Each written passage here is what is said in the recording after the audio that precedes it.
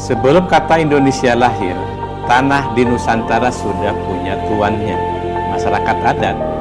Tanah bukan sekedar lahan, tapi ibu yang memberi makan. Mereka punya hak wilayah yang dijaga bersama, diwariskan turun-temurun, dan tidak pernah dijual keluar komunitas. Tidak ada sertifikat, hanya batas alam, ingatan leluhur, dan kesepakatan adat. Lalu abad ke-19, Belanda datang, bukan hanya dengan senjata, tapi dengan pena dan hukum. Tahun 1870 lahir Agraris Wet dan Domain Verklaring. Isinya sederhana, tapi mematikan.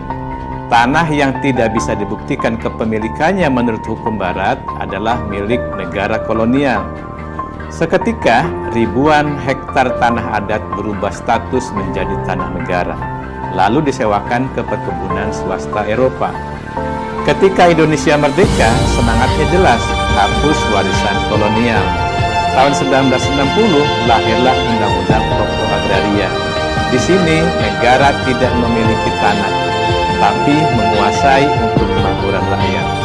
Undang-Undang Pokok Agraria mengakui hukum adat, tapi dengan syarat, selama tidak bertentangan dengan kepentingan nasional.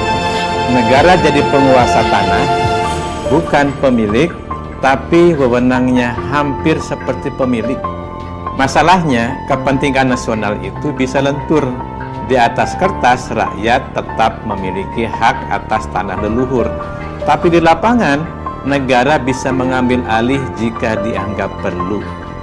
Pada Orde Baru misalnya masuk dengan proyek besar, tambang, bendungan, perkebunan sawit. Banyak tanah adat masuk peta tanah negara demi investasi. Dalihnya kepentingan umum, tapi kepentingan umum kadang-kadang berarti kepentingan segelintir orang.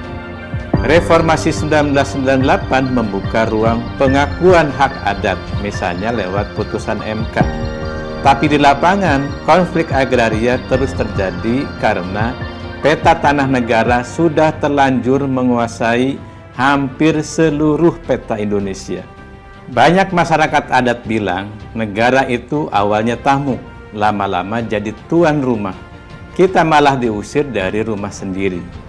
Dari tangan komunitas, berpindah ke tangan kolonial, lalu ke tangan negara modern. Perjalanan tanah di Indonesia adalah cerita tentang pergeseran kuasa dan perdebatan panjang tentang siapa sebenarnya tuan di rumah sendiri.